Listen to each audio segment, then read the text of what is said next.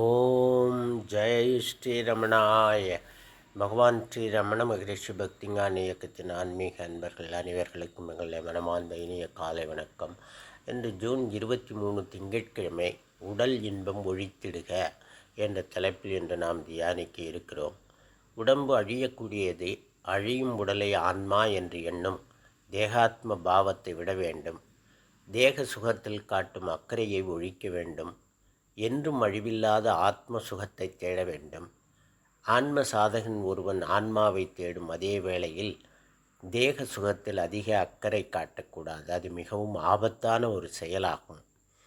எப்படி என்றால், ஒரு ஆற்றை கடக்க முயலும் ஒருவன் முதலையை தெப்பமாக பயன்படுத்த நினைப்பதற்கு சமமாகும். அது முதலையே அவனுடைய உயிருக்கு ஆபத்தாகும். அதுபோல ஆத்ம சாதகனின் தேக நாட்டமே அவனுக்கு அழிவை தரும்.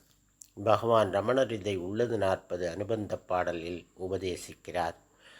இழிவுடல் யான் ஜன்னல் இகழ்ந்திடுக என்றும் ஒழிவிலின் இன்பாம் தனை ஓர்க அழியும் உடல் ஓம்பலொடு தனை ஓர உணல் ஆறு கிடக்க கராப்புரை கொண்டற்று. உயிருக்காக உடலே தவிர உடலுக்காக உயிரல்ல. இறைத்தன்மை உடைய உயிர் என்றும் அழிவில்லாத மாறாத எல்லா உயிர்களில் ஆத்மாவாக விளங்கக்கூடியது. உயிருக்கும் உடலுக்குமான வேறுபாட்டை உணர்ந்தவன் ஞானி. சடமயமான உடலே தான் என்று பாவிப்பவன் அஞ்ஞானி. உடனானே தன்னை உணரார்க்கும் உணர்ந்தார்க்கும் உடலளவே நான் தன் உணரார்க்கு உடல் உள்ளே தன் உணர்ந்தார்க்கு என்றும் எல்லையற தான் ஒளிரும் நான் இதுவே இன்னவர்தம் பேதமென வெண். இது உள்ளது 40 பாடலில் பகவான் அஞ்ஞானிக்கும் ஞானிக்குமான வேறுபாட்டை கூறுகிறார். அஞ்ஞானிக்கு உடல் மட்டுமே உலகம். எனவே தேகாத்ம புத்தி கொண்ட அவன் தேகத்தை போஷிப்பதையே பிரதானமாக பார்க்கிறான். அந்த தேகத்திற்கு ஆதாரமான நான் என்னும் உயிர் பொருளை உணராதவன். எனவே அவன் தேகத்தை அளவுக்கு அதிகமாக போஷிப்பதால் அசுரத்தன்மைதான் வளருமே அன்றே சாத்வீகத்தன்மை சிறிதும் ஏற்படாது. இந்த ஆபத்தை சுட்டிக்காட்டியே பகவான் எச்சரிக்கிறார். உடல் உள்ளே இறை சொரூபமாக நான் என்று ஒளிரும் ஆத்மாவை உணர்ந்தவன் மெய்யுணர்ந்த ஞானி. மெய்ஞானி தன்னுள் எல்லையின்றி ஒளிரும் அந்த ஆத்ம வஸ்துவே எல்லா உயிர்களிலும் ஒளிர்வதாக எண்ணி பேதம் பாராட்டாமல் எவ்வுயிரையும் தம்முயிர் போல் பாவித்து சமரசம் பாராட்டுவான். உயிர் தங்கும் பொருட்டே உடல் என்று கருதுபவன் உத்தம மெய்ஞானி. தேகம் கடம் நிகர் சடம் இதற்கு அகமெனும் திகழ்வு இலதால் நாகம்.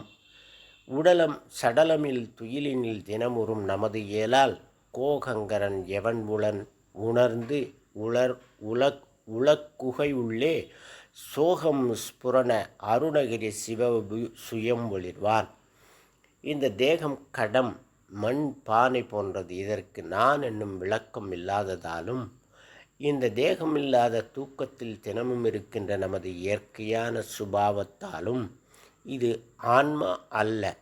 இந்த நான் என்று கிளம்புகிறவன் யார், எங்கு இருப்பான் என்று ஆய்ந்து உணர்ந்து இருப்பவர்களுடைய இதய குகையின் உள்ளே அகம் என்னும் உணர்வு மயமாய் அந்த அருணாச்சல சிவ விபு தானே பிரகாசிப்பான். இந்த உடல் ஆத்மா அல்ல, உடலை ஆத்மா என்று தவறாக எண்ணி ஒருவன் இன்பம் துய்ப்பான். ஆனால் சத் ஆனந்தமயமான இறை சொரூபமாக இதயத்தில் ஒளிரும் அருணகிரி வாசனை விட்டு விலகி விடுவான். உண்மையான இன்பம் என்பது என்றும் ஆத்மாவின் ஆனந்தமே.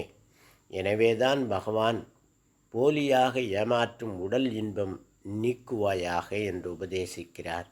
ஒரு சின்ன கதைப்பு. சீடன், குருவே, மரணத்தை வெல்ல வழி என்ன?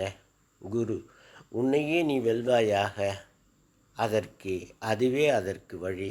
ஓம் தத் சத். நாளை வேறொரு தலைப்பில் தியானிக்கலாம். அன்பர்களே, வணக்கம், நன்றி.